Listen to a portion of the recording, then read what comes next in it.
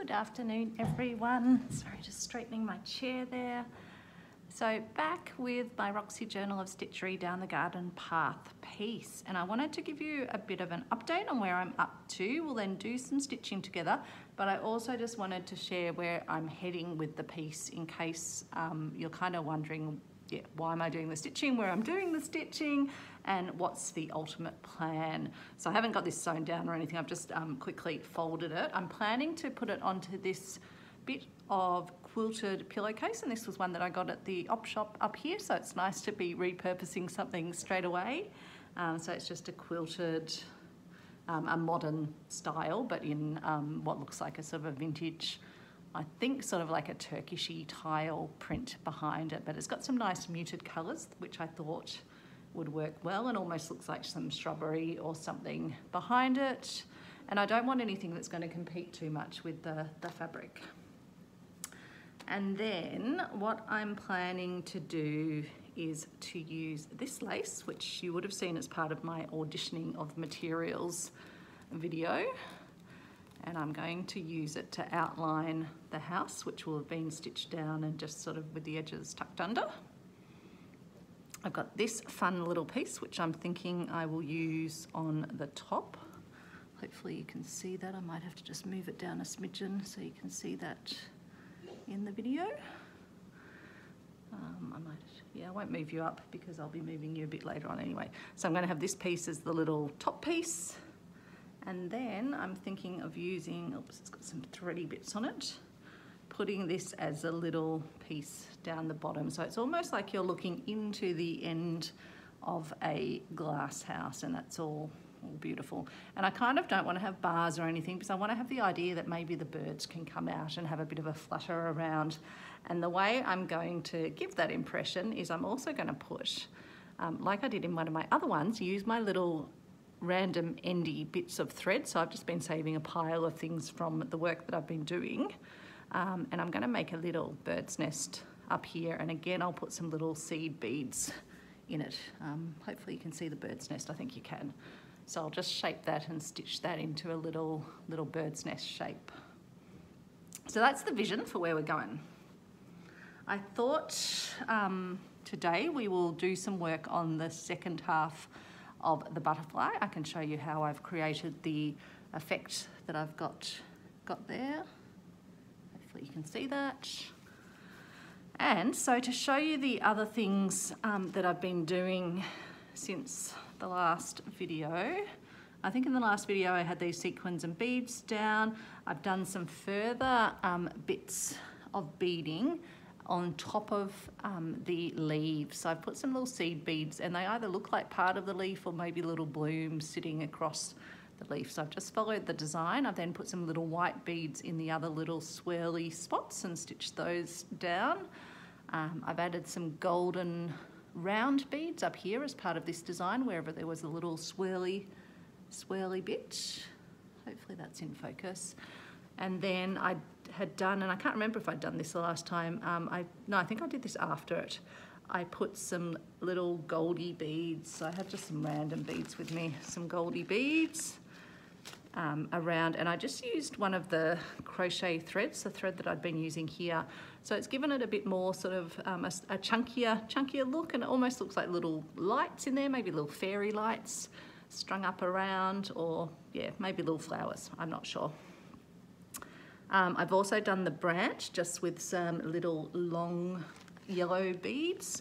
So again, I just had a mixed bag of sort of op-shoppy beads, and I drew from those for this. So I got my little seedy beads from there, those long yellow beads, the gold beads, and just some more little purple beads as well.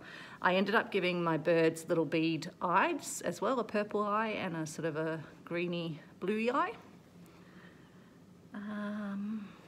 So yeah, that's the beading that I've done. And then I've started doing some stitching work using my darker colour crochet thread, vintage crochet thread. And I'm just doing that on the outside of the blue design, so in the sort of creamy areas to outline it. And I've done some little French knots, as well as then just up and down running stitch to follow the design. Hopefully I'm not really in the middle, am I? So we can possibly, if we've got time at the end, we can spend a bit of time doing that. I've kept a needle out, threaded, ready, so we can quickly jump to that. But I think let's get on to doing our butterfly over here. So let's just, I might put that to the bottom. So I don't want to squash my beady work too much, so I'll just try to find a spot that won't squash. What's down there? No, there's not beads down there, so that's okay. I might just need to put this in here. Okay, hopefully that's okay. I almost squashed those, but didn't. So we're going to use some very dark blue thread, some quite bright blue, and some medium blue. That's all we're going to need for this.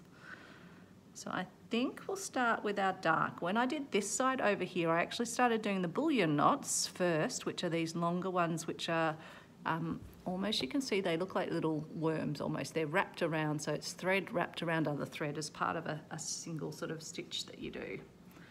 But I found that when I was then putting the black over the top and the blue, there was a risk that I kind of went over the top of them. So I think I'll add the bullion at the end, I think will work.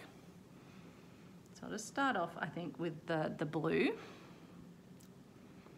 And I want to get a good needle. This is a little needle holder that I made myself, so it's got a pocket for my scissors, although my scissors aren't sitting in there right now. So a little pocket for my scissors, and then place for pins and needles, and then it's also got some little pockets where I can put thread or other little bits and pieces that I'm working with. So I keep that on the desk, so I've got somewhere to keep everything, and that I don't lose needles, because I always get in trouble for losing needles, particularly if I'm doing sewing on the couch. Been banned from the couch, I think I said in one of my other videos. Now I must remember to try and keep my volume up. I've had a few people, or 2 people, say that they just, yeah, they enjoy the videos, but they struggle sometimes to hear me. So I will do my very best. Thank you for the feedback. Feedback is always good. Always something to learn from feedback. Sometimes you don't want to hear feedback, but generally feedback is a good thing. In this case, it's very good, because I am aware that when I get really relaxed, I sometimes unthread my needle, as I just did then. No, that was just careless. Or I just get a little bit quiet in my voice, so I'll try and keep the volume. But I don't want to be like full on out there, because I know many of you are working away as you're watching this, and so I don't want you to be getting deafened or feeling sort of stressed by the volume that I bring to it. So I'll just try and be consistent. I think half the problem is that YouTube likes to put on really loud ads, I guess, because that's how they fund themselves, and so they make the ads come on extra loud to capture our attention. And so it can deafen you if you do have good headphones in, because I listen with noise cancelling headphones when my partner's, for example, in the same room watching TV or something. And also I find the noise cancelling just, yeah, really lets me sort of concentrate on what's happening, but it does deafen me when the ads start up. So I'm just doing satin stitches up here. I'm just going to do them, I don't have to do them fully sort of covering the entire inner blue surface, because we're going to be going over with the bullion and with that lighter blue. So I'll just do them at a few sort of angles here, but then I'll do them so they cover the entire area on the outer edge. And as I mentioned in the other video, it gets tough when you've done your beading first. I probably shouldn't have, but I wanted to work on the beading when it wasn't sort of as good for doing the filming. So it's just been something I've been working on. I might solve the problem by just moving my piece and stitching down this way so that the thread doesn't catch on them. So that's just another little trick to have up your sleeve. So I think I'll just do this section first. You could go all the way out to the outer edge, but sometimes if you do your satin stitches too long, they get a little bit, they don't sort of sit down and stay down as well. And I think I brought a little bit of fluff up through my design, probably off my match. So what have I been up to? I feel like I've done a lot of videos recently, so you're probably hearing the same things, and we tend to follow a bit of a holiday routine in Bright of morning walks and swim for the dog, and then afternoon walk and swims. We didn't go for a swim ourselves earlier on. I actually had a bit of a mishap. I went down to the car, was opening the door, but my attention got caught by a sort of a wall with vines on it below where my car was parked. And I was looking at the wall because there seemed to be some fruit hanging off the vine, and I was trying to work out what the fruit was as I opened the door, and then I whacked my left-hand side of my jaw and my face with the door as I opened it. Now, you wouldn't think it would cause much pain because surely a door can't be opening at a high rate of knots, but goodness gracious me, it did hurt, and my cheek got bitten in the process, or got got banged against the teeth in the process. I got a bit of a shock, and also I was a little bit worried because just before I came away, I had a temporary crown put on my tooth, on a tooth that I had to have work done on because it had an abscess in the sinus area. And so it'd been the final stage. I was actually meant to be getting my final crown fitted just before we went away, but when the dentist went to put that on the tooth, he found that the lab hadn't made it go down low enough to where it needs to go down to sort of get right to the gum area. So he had to refit my temporary crown to cover me while they send the permanent crown back to the lab to be correctly fashioned. So anyway, I was a bit worried when I banged my jaw and mouth. I was a bit worried that I might have disrupted the temporary crown, but touch wood, just tapping on the table, touch wood, everything seems to be okay down there. Just looking down at Travis the dog, who's sleeping on the floor again. He's in his afternoon routine, and he was just having one of those little dog dreams. I don't know, for those of you that have a dog, do they do those little dreams where they make a woofing sound, but it's such a quiet little woof. It's like a suppressed woof in their sleep. It's so cute. So he was just having a little woof sleep before, but now he's quiet. I think he quite likes when I'm doing my videos. He can just he knows I'm here, he can listen to the voice, and then he can just go off into his little soundly sleeping mode. So I'll just give you a bit of a look while I'm turning it over at the back, so you can see there's been a fair bit of stitching done, definitely on the birds, but also where I've done the beading, and then some of the more detailed stitching down here where I've been doing that little running stitch, as well as the stitching here. With these stitches, I'm doing the version where you actually use more thread because I'm always coming back to the center and then going out. If I wanted to use less thread, I can actually just pop up where I went, where I've sort of last finished with the needle, just to save some thread.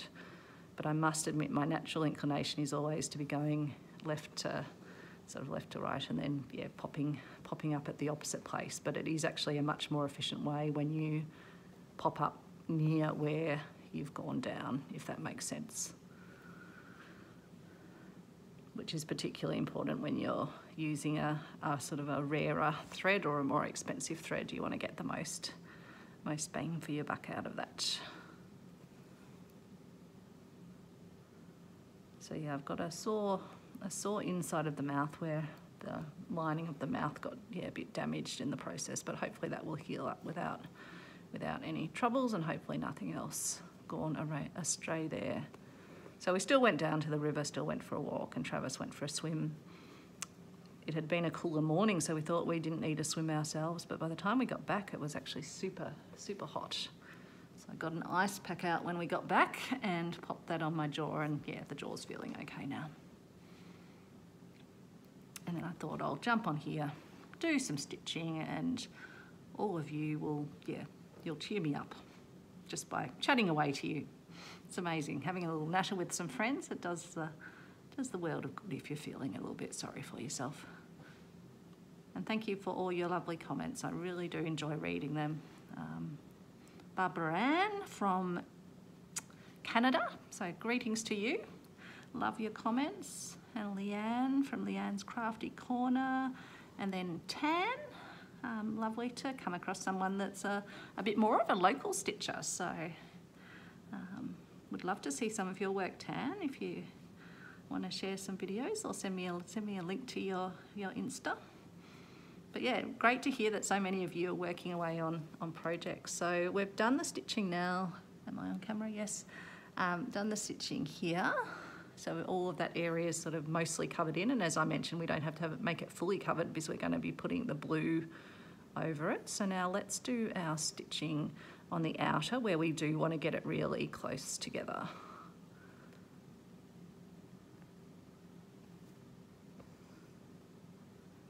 And I'll have to give some shout outs to some others. I am actually not that good at remembering names, but they were the comments that I read most recently. But if I haven't shouted out your name, it's not that I don't appreciate your comments at all. Really appreciate them. And I do always try to reply back. As long as YouTube shows me the comment, you'll be getting a reply. In the early days, I hadn't worked out how where the comments show. It was only sort of selectively showing me some of them in the notifications, but then I discovered there's an actual commentsy place. So that was user operator error, and I think it was actually holding some for review, so I didn't even know I had comments. So I felt very rude when I discovered that, because if you've taken the time to write something, I want to write something back and let you know I really appreciate the comments. So tomorrow we'll be seeing the next bit of stitching from Rachel and Sarah on this same prompt, so glasshouse or greenhouse. Again, there's lots of fabulous work being shared in the Facebook group. Maybe I better move over a little bit. I was just leaning to the side, but I think I better stay a bit more central, just so, oops, I've come up a bit far out, but I think it'll still be okay. Can't see it.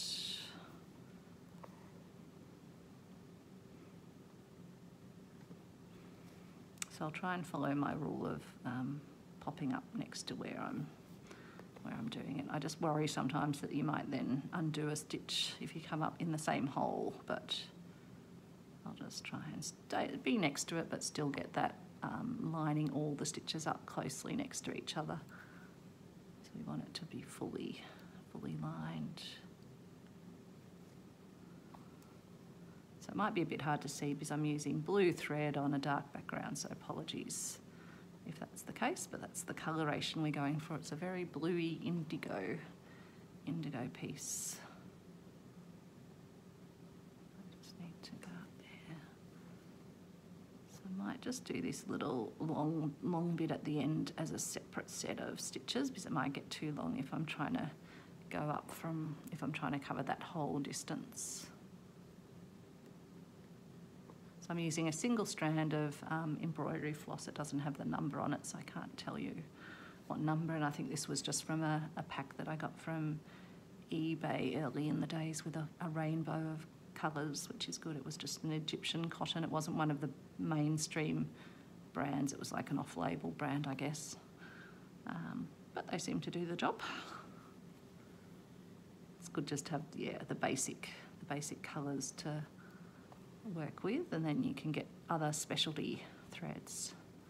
But I've been really enjoying the crochet threads, like for doing the stitching down here, and the bird, of course. Well, yes, I'm on video.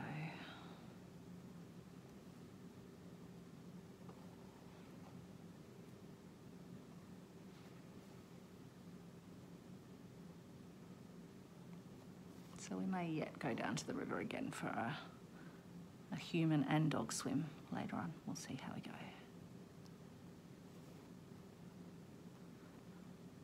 Yeah, we even had a few drops of rain this morning, but it didn't really get cold. It was just a nice cooler temperature. But then it's back up to in the low 30s, I think. Whereas Melbourne's having a cooler day today. Not cold, but yeah, cooler. Which will be good for my garden, hopefully. Hopefully the garden's going to have breathing a little sigh of relief. Hopefully it can hold on until I get back. Now I probably just need to increase the angle, like bring the sewing around a little bit, just so it's a bit more on an angle following the wing shape. So I'm just going to gradually do that, which means just overlapping with some of the other pieces that I have just done. But with this satin stitching, you can do that. It will just layer up beautifully. Now, I think I've been not doing what I had said, where I was going to pop up where I go down.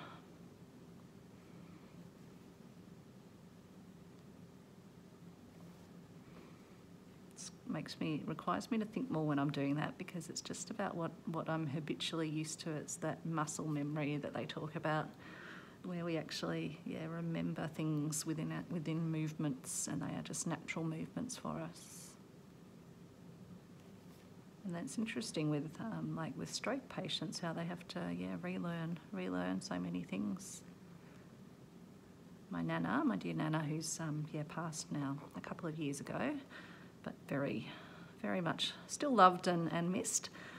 She had a stroke, and she had to regain all her language abilities, which was amazing. But she did it. Some things she still couldn't like immediately get to mind, and sometimes she'd come out with the wrong word. But she just was so dedicated to. They gave her little exercises to do, and I'd go and visit her in rehab, rehabilitation, where they were working with her on a range of things. And she'd say, "Oh, Christine, can you do some of my homework with me? Can you check if I've done it right?" And she was just working away so busily on her homework, so dedicated to the task. Nana was a seamstress also, so Mum was saying how much she would have loved to have seen me doing all of this work, and probably wanted to join in, would have joined in with the stitchery. So it's nice to have something to connect with, someone that's still very, very, very dear in my memory, and who I often think about. My Nana and Grandpa were just the most decent, kind people that would always do everything for everyone else. Just very, very giving people. Oops. Oh, brought the entire load of thread over with me, and my little sewing pack. So put that for my bird's nest, that little leftover thread. Always good to save them. And let's get ourselves a bit more of the blue. It's even darker than a navy blue. I think it's almost a midnight blue.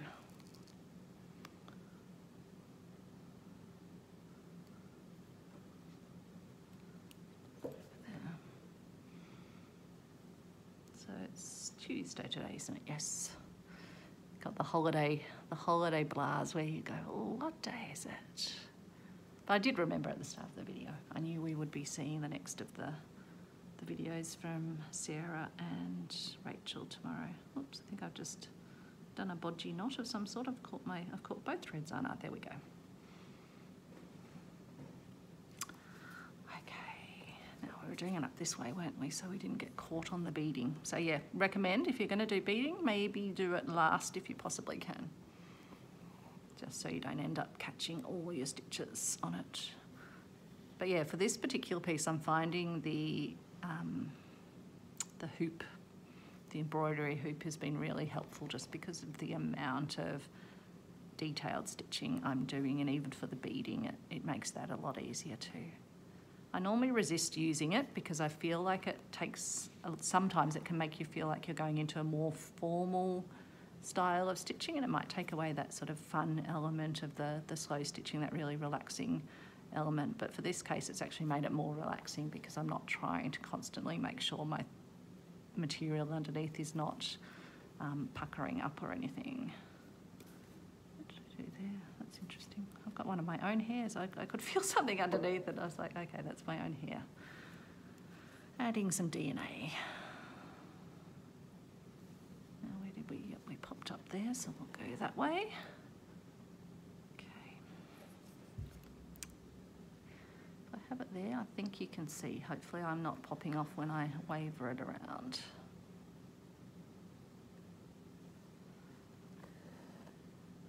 I feel like there's something caught a little bit on the surface, but it's okay. Sorry, I went really quiet. I feel like there's something caught on the surface there, but I think it's okay. I do hope you're all having a lovely day. Another one of my commenters was recovering from an operation, so sending you the very best wishes. She said that she found, yeah, just watching my video allowed her a bit of a escape from the pain of as part of her recovery. So I hope you're feeling better. I hope you're getting lots of good rest, and yeah, hope things are getting better from how they were a few days ago.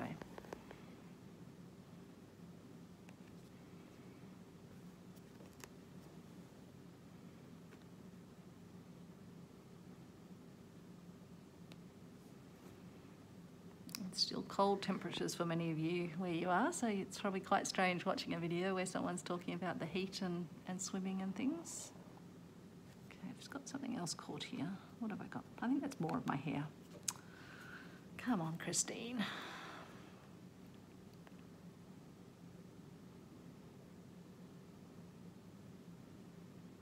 So I realised the other day when I did my haul video, there's some more that I got at the Myrtleford op shop that I didn't share. I shared all the things that I'd freshly laundered, but then I also got a whole bunch of laces and some vintage fabric flowers that I haven't even had a look through. So there might be another video at some point this week while I'm up here where I will share those as well. And then I've also got to create a video and share it of my further evolution of the technique of transferring inkjet printed images onto fabric. So I did a test of something before I came away that has actually worked really well, where you actually apply the fabric Mod Podge and let it fully set, in the case like for 3 or 4 days, and this time now there's some that I've let set for I think about a week actually now. And then you just wash the top layer of paper off and it leaves the design, and the underlying design doesn't wash away even though it's inkjet, because the fabric Mod Podge seals it in place. But anyway, it probably doesn't make sense just describing it that way, but I will do the video so you can actually see it if you're interested in that. I haven't yet tried actually doing printing direct to fabric on my inkjet printer because it's a very new printer and I just don't want to risk getting sort of fibres or anything caught in it. And I do have some of those transfer papers where you can sort of do your own designs for your t-shirts and things. I'm just not sure if they put a bit of a plasticky layer on it, but I probably should try one of them when I get home just to see if I'm putting a lot of effort into this inkjet paper transfer method. But I think it's still useful because it gives you a really nice, almost canvasy surface to stitch on. A little bit harder to push the needle through, but not, not a huge issue. And it does give you a really good stable surface that doesn't pucker or anything, because that's what I'm using for my Chateau Veggie Garden stitching, which I actually need to get back to that as well, because there's some of the very back garden beds there that I need to finish off. But I was so excited to get started on this. It's always the way. It's like a new toy. Sorry, I'm just pulling my thread down a bit, just so that I'm not going to unthread myself again. And I've pulled it down too far, so it's caught through. There we go.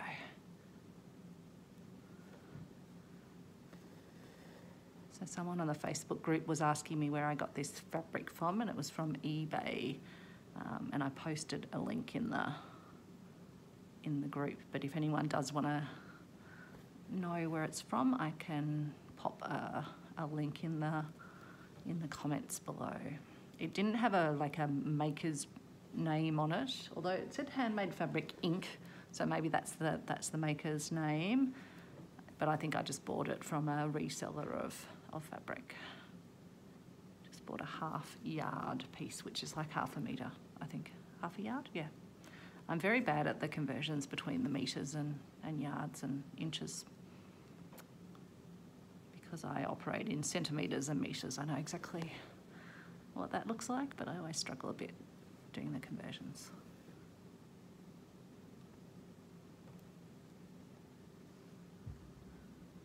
Now, where will I move it a bit more? I'm trying to stay centred.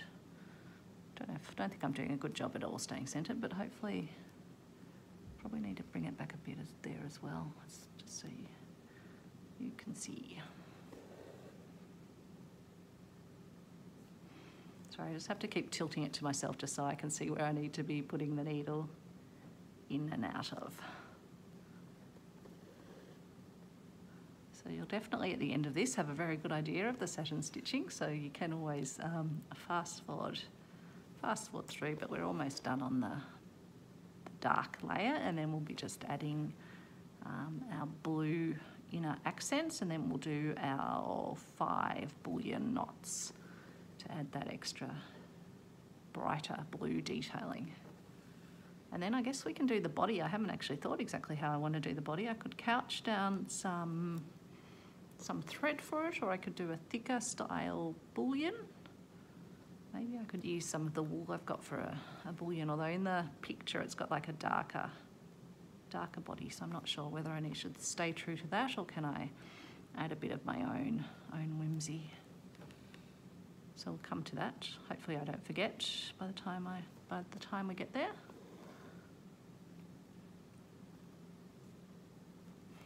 And then probably once I've done this video, I'll go away and start to stitch down the house onto the backing, and then I'll probably come back and we can have a look at that together. And then I'm wondering if I've got my box of buttons, vintage buttons with me, so we might even have a look whether we end up adding some of those as embellishments either around the glass house or sort of on the lace work, on the lattice work. I'm just really happy to have had the chance to use this beautiful fabric and now have my own piece that's still very much got the design, but just with my own layers added to it. And so that's why I'm not planning, particularly because these butterflies will be higher. These other ones over here will be in the sort of upper bit of the design anyway, but I'm going to leave those as they are, just embellish the one butterfly. And also that's why I did the 2 different styles for the bird, just one so they don't blend into each other, but also with this one you can see some of the patination underneath it of the original fabric. So still honouring the fabric but transforming it into something that's my own. So if you end up with a satin stitch that's too far apart, you can just go back like I did there and just fill in between it. It gives you a really lovely finish. I guess satin-like. Oops, that one's gone a bit crooked, so I might put one more over the top there. Probably doesn't matter, but my eye could just see it sort of sticking out a bit from the design. There we go, that's better.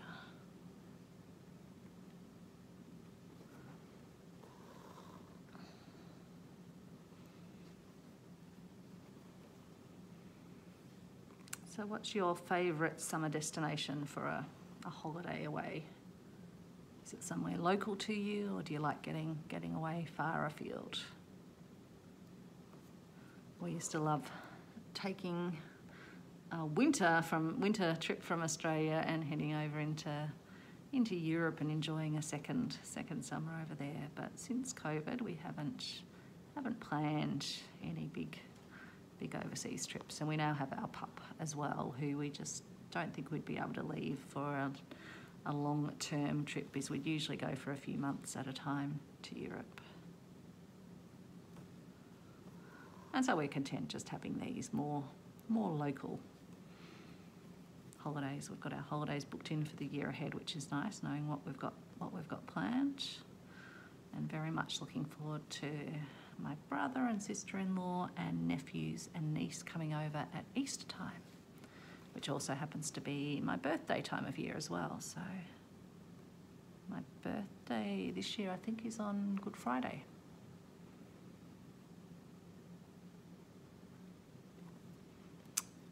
Which actually I think possibly, yeah, I'll have to look back on the year that I was born. It may have been Good Friday, because Mum every year makes hot cross buns, and she actually went into labour while she was making her batch of hot cross buns. You can insert a joke here about bun in the oven and all of that. And so, yeah, went into labour, had to stop making her hot cross buns. Anyway, she was in hospital after having had me, and she was really hoping on Good Friday that they were going to bring around some hot cross buns for the new mamas. But no hot cross buns with breakfast. So Mum was very disappointed. I think Dad got dispatched out to pick her up some hot cross buns. So I was definitely very close, and I think she probably went into labour maybe the day prior to Good Friday.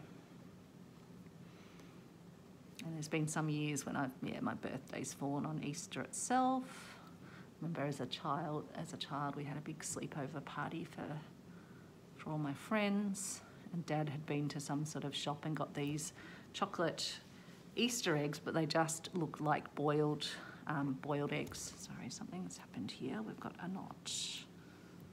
Talking away and we've got a knot. Let's see if we can fix it. If not, we'll tie it down. I've still got bits of my hair getting caught in it. I don't know how that happened either.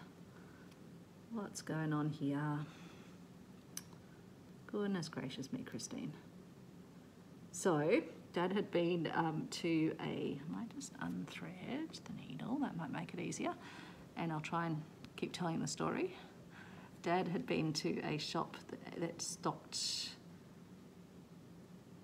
Easter eggs, chocolate eggs, that looked just like hard-boiled hen's eggs. So the exact same size, the exact same coloration, and he had put those all on the table at breakfast time with little egg cups, sitting in little egg cups. And I remember my friends going, I don't want a boiled egg for breakfast. They were also having a bit of a whinge about it. But then one of them was sort of trying to crack into the egg and discovered it was a chocolate egg. So that was a bit of fun. So they're the memories. So as you can see here, I've done a really good job of just stitching, coming up and going down on the same side where my thread was. That's why there's no little cross stitches here. Hopefully you can see that. Now let's keep going the right way. So from the outer, and I managed to do my knot while talking, or untangle my knot while talking. So give myself some points for that. Can be a problem when you are doing the sort of very relaxed stitching. You also can end up with little knots on the back and not even know, and sometimes you've gone too far along at that point. And again, I've picked up some of my hair. I must be molting at the moment, doing my summer molt. Summer molts. Okay, so let's put this one in here.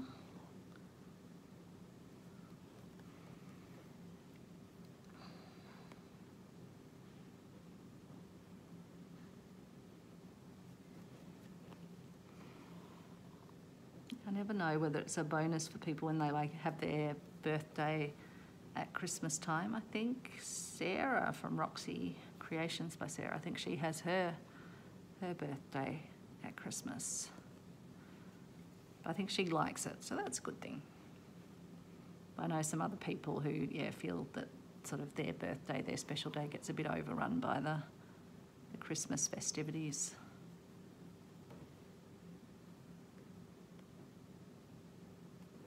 But I don't mind an Easter birthday, and it'll be nice because my brother and sister-in-law and nephews and nieces will be over. So I've got a week off around that time and planning to do some nice day trips with them, take them around. Because they haven't been over to Melbourne for many years. We haven't seen them for many years because of COVID. Western Australia had very severe border controls on, so there was just no travel possible, even if we had been up for the travel. And in that time, they've built a house down past Margaret River. Beautiful part of the world, beautiful beaches. So one day we'll have to get across and see where they've built. My partner's keen on the idea of buying a 4-wheel drive, so we might do a big driving trip at some point.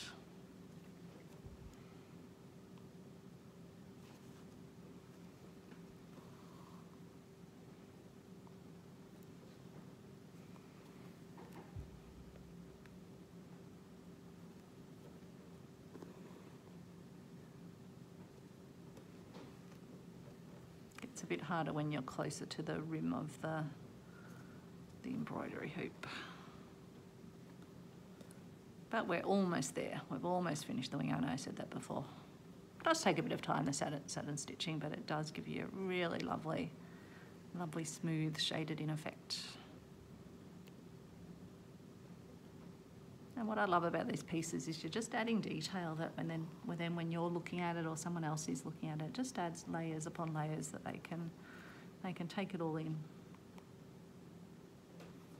And it's actually not complex stitches that we're doing. Once you kind of know some of these stitches, you can just use them in different ways, and it all just masses to create a really, really gorgeous effect. So don't ever feel intimidated by when you're watching any of these videos.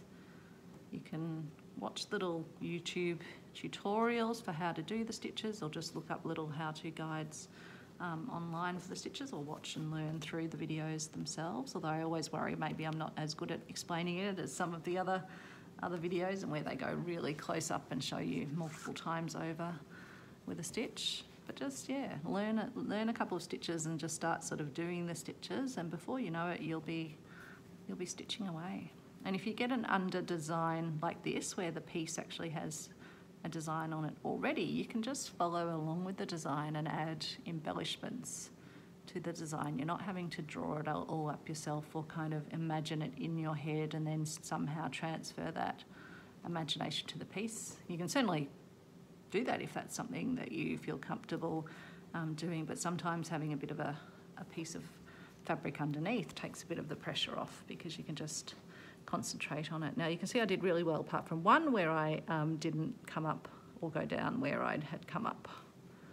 So I'm now just going to tie that off at the back.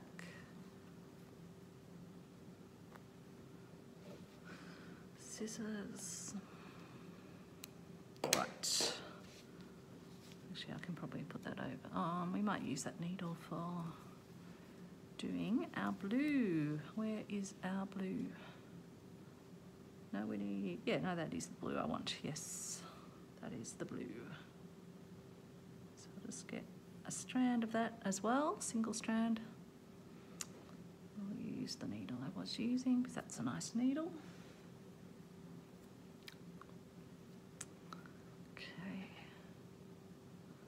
So we're going to go over the surface to add just that inner layer of detail. Okay, just doing a knot.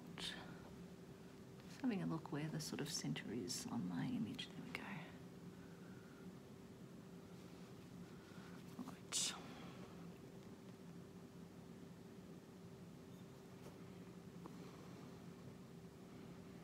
So we don't want to do these totally close together. We want them just to kind of still show a bit of the darker satin stitch through them. So I want to space them out a little bit.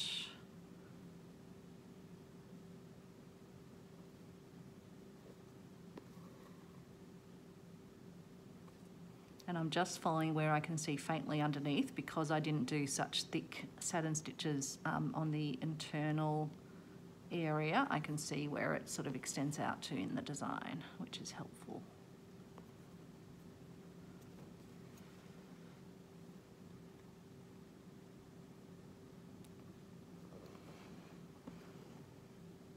But I can come back and add some more as I go along. Just pop up so it's a bit closer for you. It's definitely easier with the embroidery hoop as well, when I need to hold it closer to the camera, so hopefully it's giving you a bit of a closer look at it than when I'm working down on the work area. Sorry, I've gone quiet again. Clearly I am relaxed.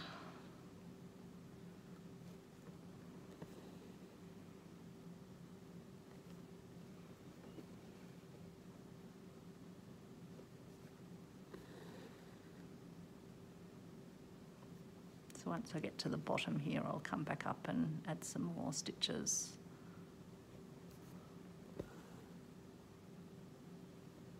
I'm actually just looking at this and wondering, have I actually got the same colour thread. I think I must, because I haven't used this blue. I haven't used a pale blue anywhere else, so it has to be the same colour. It probably just looks a bit different because it's not thickly applied yet.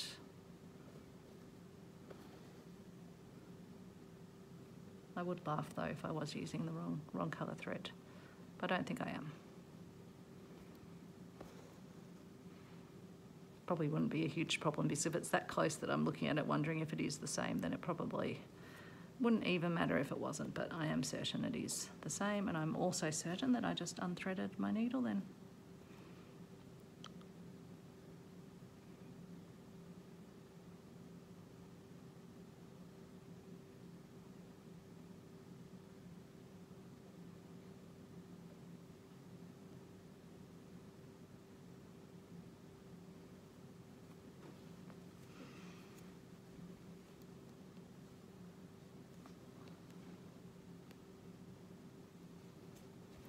Just having a look before at the Sewing Lair online op shop. Normally they have a release of stock on, I think on a Tuesday, could be a Wednesday, but there didn't seem to be anything new in stock there. Not that I need anything, but I do like to have a little look at their stock, because they do get some really interesting vintage fabrics from people's collections donated to the shop. So they're in Queensland, but they have their online shop that they will then mail. They'll hold it for you until you've had a couple of weeks to be able to shop online, and then they mail it to you. So that's very convenient. Wish there was more online sort of haberdashery stores, but I imagine it takes a fair bit of their energy to be taking photos and measurements and things. So very appreciative of what the Sewing Lair does. So if you happen to be in Australia, show them some love.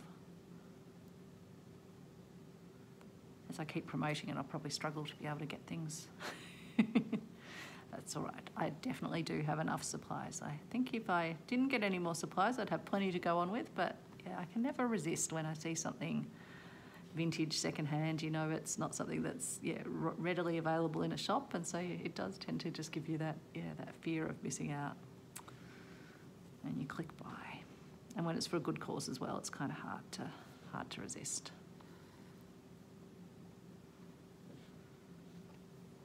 Oops, catching because I'm turned myself around, and so then I have that problem where it catches on the bead. So let's go back to the way I was doing it.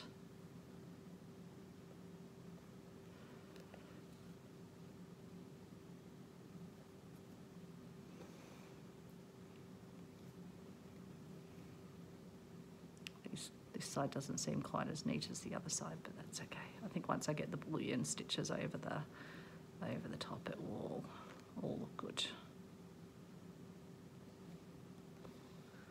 Again, I think one of the secrets of enjoying slow stitch is just setting aside judgment, self-judgment.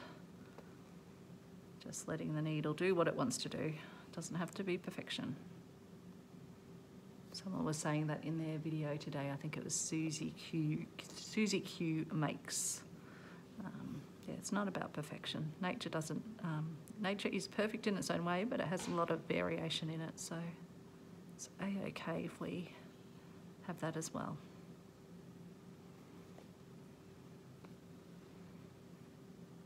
And even the way the light catches things can look different, even from one wing to the other.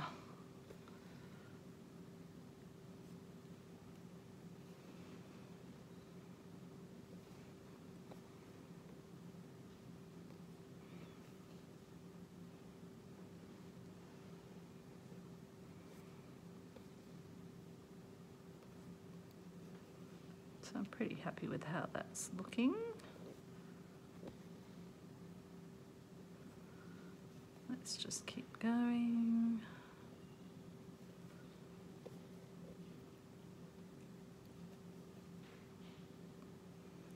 Maybe add a few more down there, and then I reckon we're getting there.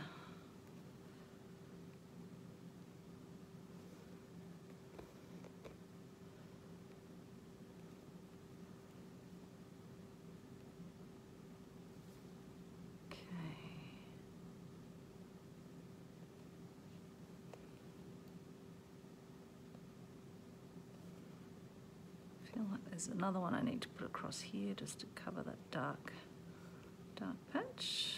That's good. And then pop up here.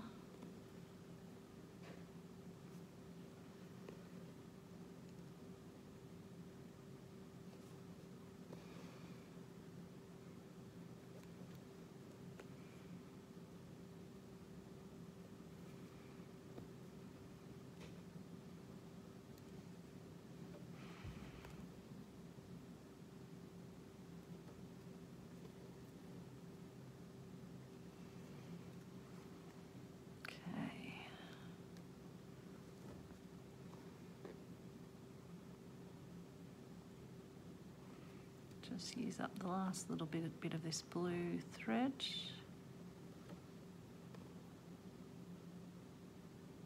And then I reckon we're done for that. So tie it off at the back.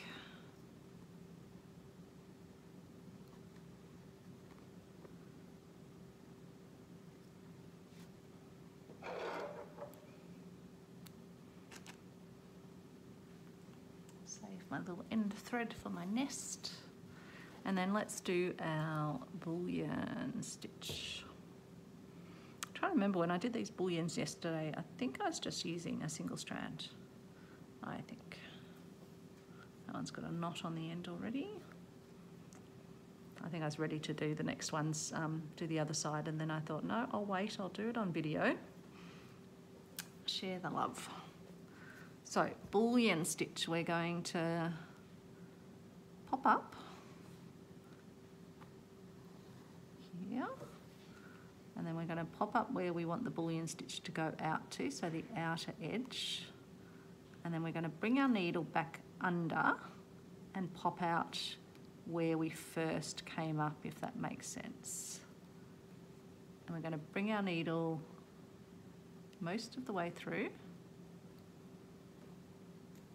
And then we're going to take our thread,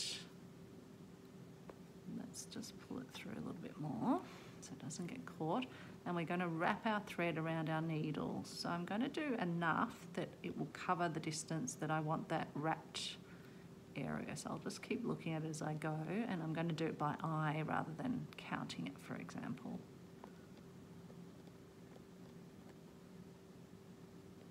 Just add a few more, I think. That should be about right. So then I'm going to pull the needle through the fabric, and I'm going to slide my little wrapped threads down, and it's going to create a little wormy shape. And even if my wormy gets a little bit messy while I'm pulling it down the thread, I'll be able to straighten it out. Let me just show you that. You can see it's created like a little caterpillar shape. So it's wrapped the entire thread and it's sitting against the fabric. And then we bring its tail down where we had popped out before. So let's see if I can just get it sort of in a good place to show you. And so if I then popped my needle back down, we're in about the same place. It's going to anchor that stitch down, as you can see there, and it's got that nice little wormy shape. Is a wormy shape a nice thing? Yeah, I think it is. That's what we'll say. We'll say nice wormy. I probably actually should have brought that bullion round from the centre. I better remember to do so that it's similar to the ones on the other side, but I'm not too worried about that. I can always do a little, in fact, let's just do a little bullion here to sort of give that same effect. So it only has to be very small here. So again, we're going to bring our needle through from a bit further down. We'll pop ourselves out where the other one is. We're going to wrap it just a few times this time because we don't need a lot. That should probably almost be enough. And it's good for bullion. Use a needle that the needle width is about the same as the needle head so that it does slide off easily and you can just hold that little wrapped area. and form the little shape that you want. So you can see it's got that little thin wrapped area, and I'm just going to put that so that it looks like a continuation of the first bullion knot. So that's good. It's just sort of wrapping around. It probably doesn't matter because the body of the butterfly is probably going to hide that anyway. So let's do our next one. We want to go out about at this angle, I think. Got there. So we're going to bring our needle and pop it back through so it's coming through behind the fabric like that. So the eye of the needle still on that end, and it's sitting in the fabric while we do our wrapping. So we want this to probably be about the same size as the first one. And we're just wrapping our thread around the needle, pushing it down the needle so we can see what size, how much wrapped thread we've got. That should be enough, I reckon. So we then hold our thread and we pull our needle through, and then we just slide our little wrapped thread down the needle. Stop it from unraveling and just slide it. Don't worry if it feels a bit messy under your fingers. You'll be able to straighten it out when you get it over. And so I just use my fingers just to get it straightened. And then you want to put that down where you were. So I'll get rid of the thread that's trying to sneak over onto my board. There we go. So that's our second one, and then we want to do one coming out from the very centre. So popping out at the centre of our butterfly, and then popping over to this edge and poking the needle in, and then poking it back to where the centre is. Hopefully that makes sense. And then leaving it threaded through the fabric and starting to do that wrapping around. So I'm wrapping from the left hand side round to the right hand side of the needle. Sliding the thread down with my fingernail.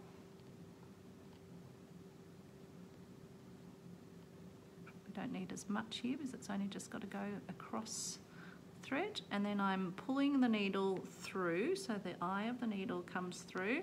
I'm holding the wound bit of thread in place, and I'm just guiding it down the needle over the eye of the needle, letting it all run through, bringing it through, tightening up the thread, making sure my little bullion knot looks as neat as possible and as even as possible, and then passing a stitch back into the fabric to secure it in place. And let's do another one. So we're popping up at the centre. We're going to then come over to this outside area, poke the needle in, and then pass the needle at the back of the fabric. Leave the eye of the needle in the fabric. Do our wrapping from left to right. Slide it down the needle with our finger. Try not to get it really tight. It's hard when you're first starting out because it's all a bit nerve-wracking. I know my first bullion knots, I just found them so hard and so tricky, a bit stressful. I thought, no, I'll never be doing bullion knots regularly, but it's just practice, so it's good to do some pieces where you have to do a whole lot of them, because then the more you do them, the more you get sort of at ease with the technique. Again, I probably should have got a needle that the eye was exactly this one. The eye's still a bit bigger than it, so it's just making it a tiny bit harder than it should be, but it's not too bad. There we go.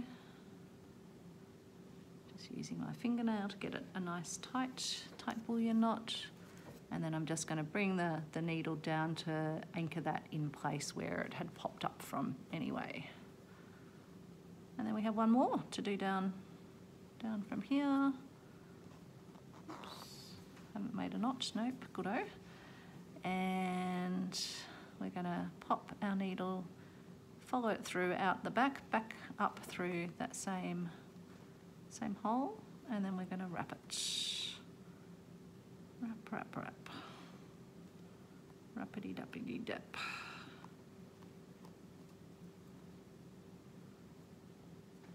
Just using my fingernail to push down the thread, down the needle.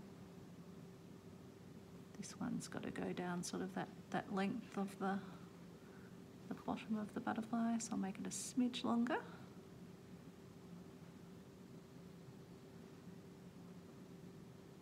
And you can do this with quite thick threads as well, all sorts of things. If you do it with light coloured threads, I guarantee they will look like little worms. Which you might want little worms in your piece, but if you don't want little worms, don't do them light.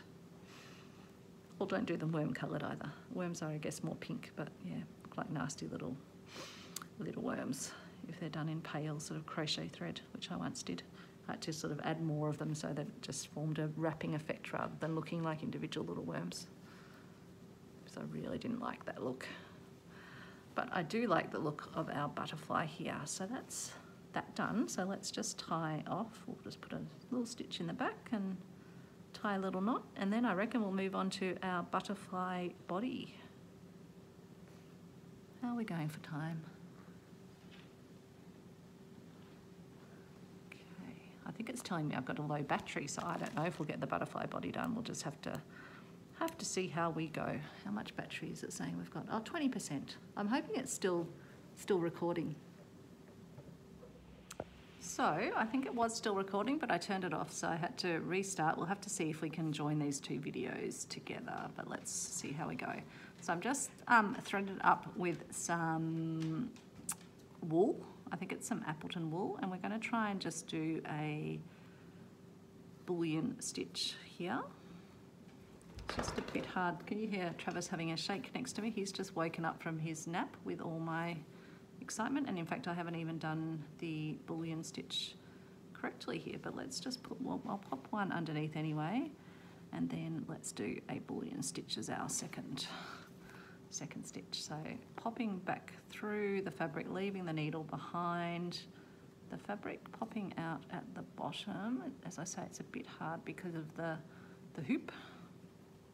Just going to pop out here, and then we'll just quickly wrap it around. I'm just going to do this. Trav, you'll just have to wait a few minutes. Yeah, we're just finishing off the video, Trav. A few times I've tried to show you on the video, Trav, you've been very camera shy. You're actually quite camera shy. When we try and take photos, you always put your head down. It's like you're a secret agent. You're in disguise. You've entered witness protection or something, Bubbo. I think he's worried that the guide dogs folks are going to come back and get him, because now he's a very compliant dog. But no, Trav, they reclassified you as a pet. You're a reclassified agent. Now he's sticking his head, trying to look up onto what I'm doing and putting his head on, resting his head on my leg. Adding dog pressure so that he's saying, Mum, I'd like you to finish soon because I think we should go back to the river for a swim for all of us, is what I think he's saying. So I've just managed to unthread my needle, but I think that's given you enough of a sense of how the bullion knot can be used to create the body of our butterfly. And I'll probably finish it off with just a couple of little feelers, and I might even just do some little cross stitches over the top of it to give the sense of a body. But I think I'm on borrowed time with Travis the puppy, so I think I better be summoned and head off to the river. So thanks everyone for watching. Sorry for that little blip. Hopefully I can join these two videos together, otherwise you'll be finishing the other video with no proper farewell from me. Take care everyone, bye.